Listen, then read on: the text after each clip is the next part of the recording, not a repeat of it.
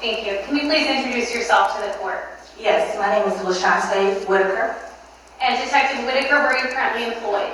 the Jacksonville Sheriff's Office. How long have you been with the Jacksonville Sheriff's Office? Approximately 18 and a half years.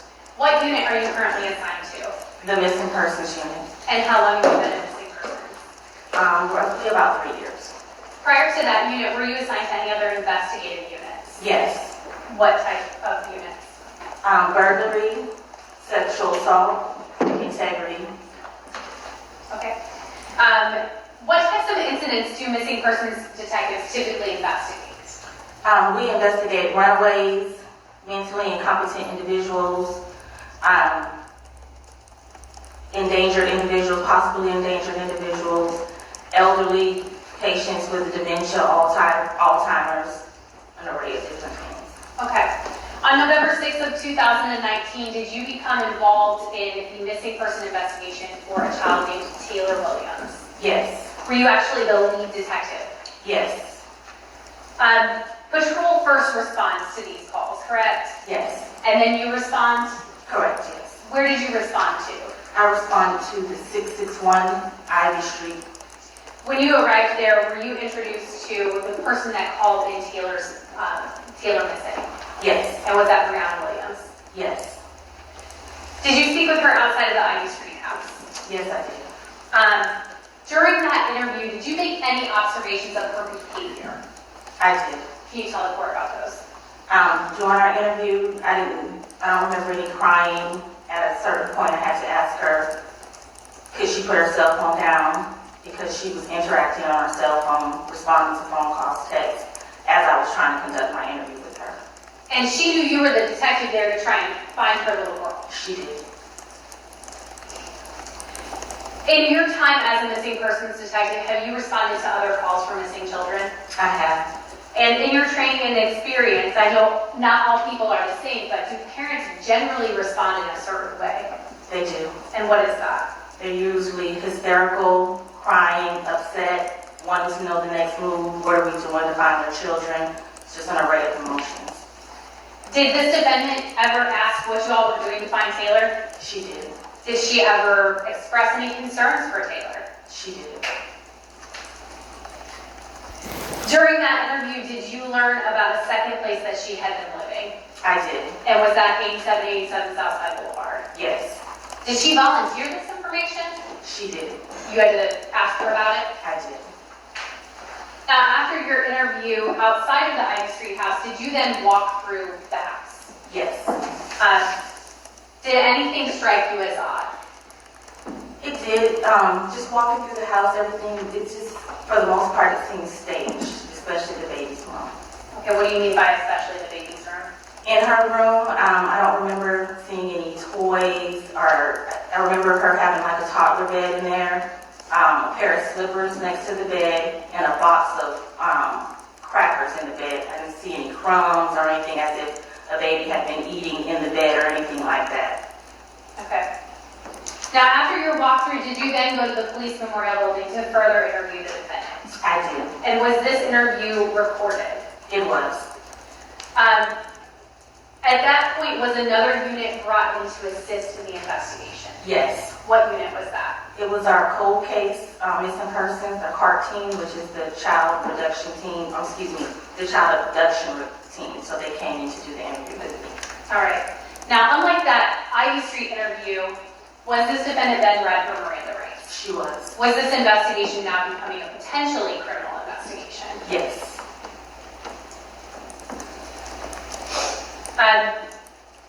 Did the defendant agree to speak with you all after being read for Miranda rights? Yes, she did. And when you walked into that room again, did you make observations of the defendant? Yes. And what were those observations? She was mildly crying, and again, she didn't ask, what we had done or anything of that nature. Your Honor, at this time, the state would ask permission to publish States 97. Objection. Go ahead.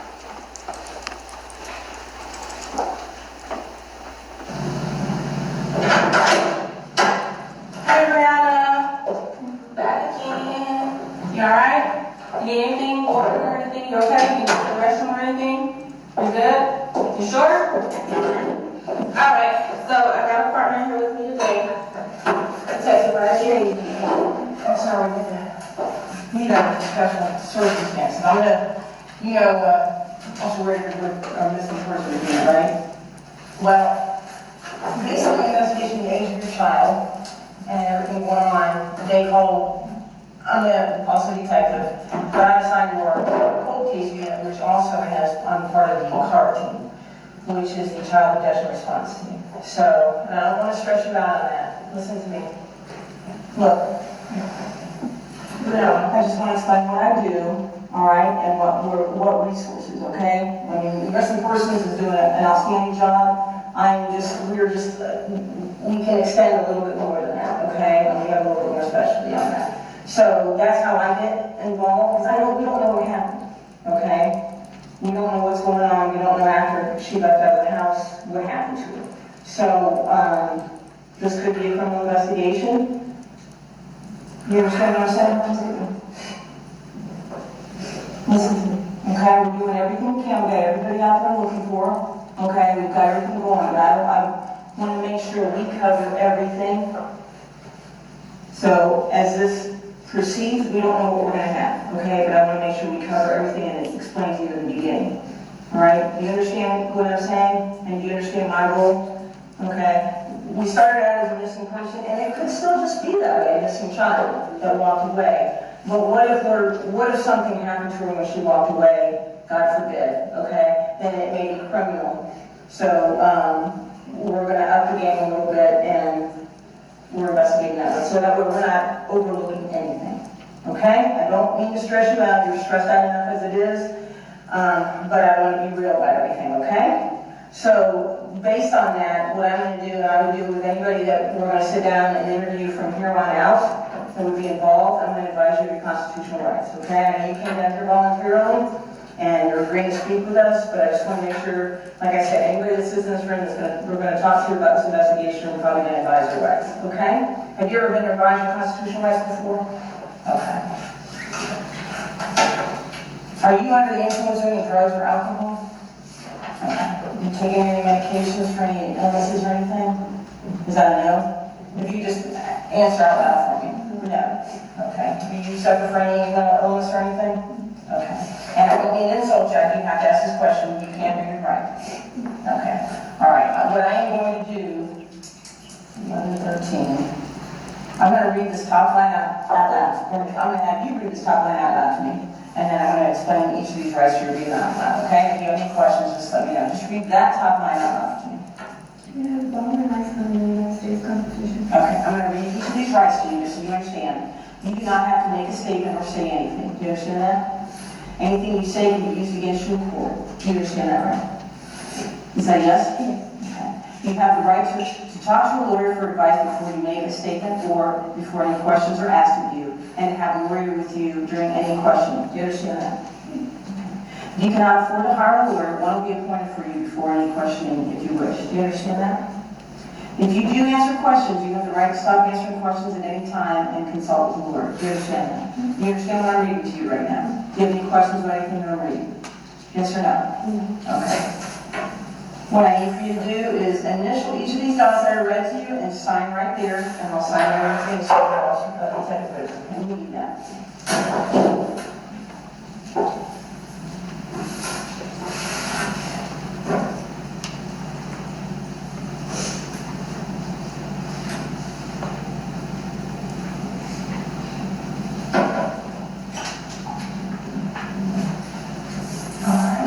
Talking to take whatever, and I'm just gonna kind of go over everything again, and I'm just gonna kind of sit and take notes, okay?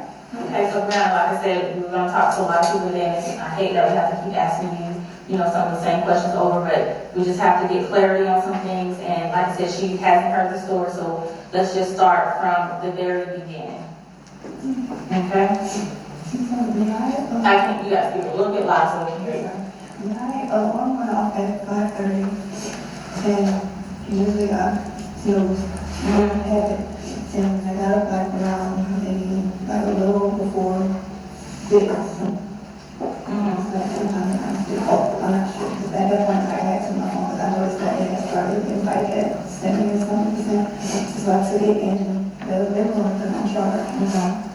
Yeah, I just went on and started getting dressed because I know usually once I start, I don't say keeping up a lot of noise, but once I start moving around, like just being sitting in the house, she gets up, even if we're not going to work, like, we're going like, okay.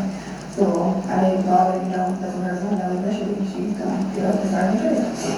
But, I kept on impressed, and then I went over to the kitchen, and then I noticed that the back door was open. I'm like, when I opened, but it was unlocked, and I realized the back door unlocked. And that's when I went to her room, and she wasn't in there. And again, what time was that when you went into the kitchen? 6:50, 6:45, 6:50, so it's almost 7 o'clock. Okay, so when you went into her room, you saw that? She was in her bed. Well, she always a little baby bed, so she can't really put on me without her bed anyway.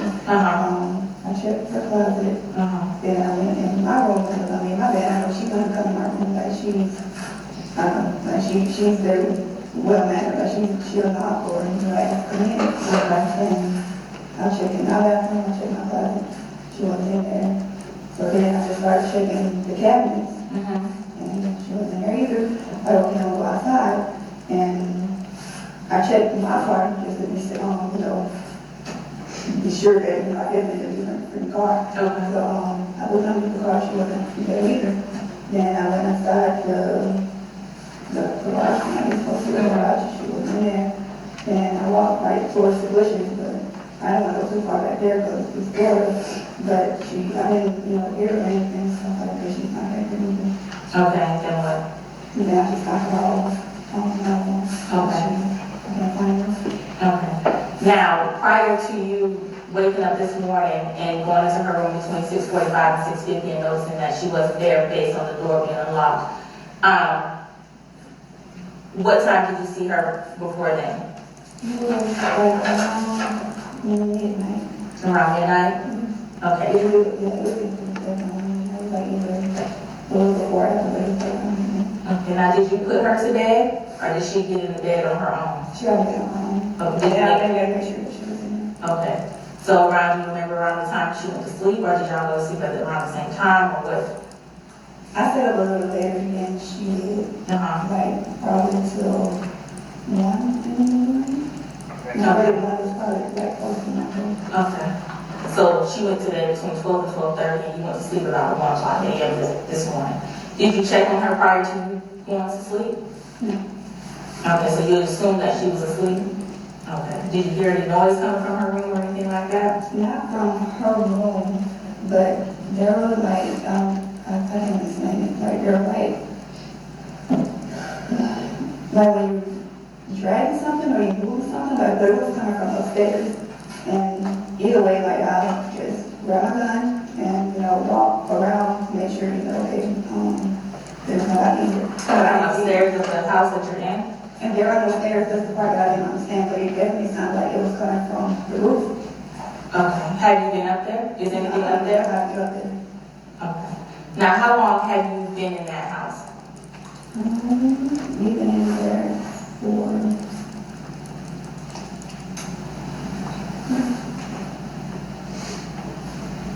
3 days. Okay, so you moved in on the 3rd. Yes. Now, I know you said you contacted movers from Craigslist. When did you contact them on the 3rd as well? It was the same day that we, the same day we took, it was, whatever day I posted that, it was that day that we moved, so it was either 3rd or 4th, I don't have my phone now, so I can check the call. All right, back here just a second. Has she ever done this before? Has she ever walked off, sleepwalked or anything like? Okay. Because there's just certain things that just kind of spark. You checked in the closets and in the cabinets and stuff like that. Had she ever been in there before? Anything like that? We'll take kind of see she was in the club and not like that. Okay, all right. And then, so you had gone to bed at 1. Did you wake up hearing this noise? Yes, like the little, whatever noise it sounds like it changes, like sometimes right here, like near where I sleep, sometimes like back towards the kitchen area. Okay. And it sounded like dragging noise? Yes, it's like somebody moving something or walking. And you said- I don't know, I if anyone can get up there. So you said you grabbed your gun, so you have a gun? Did you check the house? Yes, I walk around the, police station that I know, people can come in. Did you go outside and check? Okay, so you just checked around the house? Did you go in your dining room at a time you were cutting in? Okay.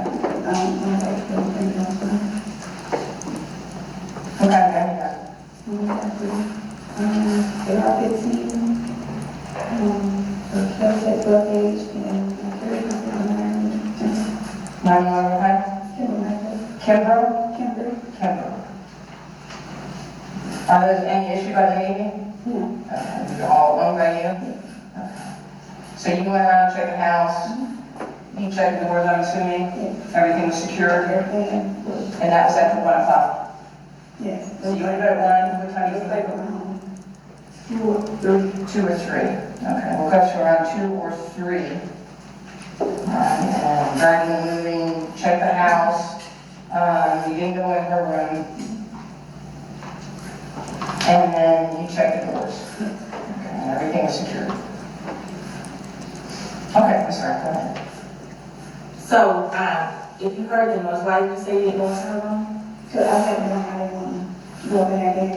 She got bars and all that, so I just like, you can't get in there. You can't get in there. Now, the guns, I know this morning you said that they're laid out like how we saw them this morning. So you said you don't like guns around her, but are they laid out like that? So she's Not normally, like when she's sleeping, yes, I put them out, cause like I said, I place her broken into, so I sleep with my guns like right there. Okay, all right. So you moved into this place about 3 or 4 days ago. Where were you staying prior to this interest? The south side is 37, 878 South Side Boulevard, is 745, on Ridge Road, they're the same. Okay. And how long did you live at the south side address? We were there for like a year and a half. And why were you moving? Cause I wanted to move to a different area. Like I always was just like it is in Virginia. Like I live in Norfolk and I live there in Virginia Beach. Okay. I had not been. So when was your lease up at the south side address? So your lease was up in May, but you were still living there? Yes, it was up in like 2 months because I was supposed to put in a notice, they wanted a 60-day notice, and I kept forgetting to put it in. Excuse me. So I ended up with 2 different sections, and then I realized that that one was in broken, so I was like, I didn't know where to get out of it because I looked for the statutes, and I even Googled like is having your face broken into like browse the regulations. I was like, no. But it's that the landlord was the property manager could authorize you to move out, but other than that, like legally, like there's no, you can definitely move out because your place is broken into because I guess they say, anything you're broken into. So your south side one was up in May. Yes. And then when did you get this one on A? Sorry. June. I already have that in June. June. So you were paying rent in both spots? Yeah. We're still there, until, I think the 87 month ends in December 1st month. So it ends in December? Excuse me, I'm sorry. So, and then you heard about this house was getting broken into? Yes, I moved over to snack and stuff because I was actually like trying to prepare to move out. And I went back on the 4th of July to the Ivy place. And that's when I saw that the back door was open and like somebody had a refrigerator outside. So I called the property manager because I thought maybe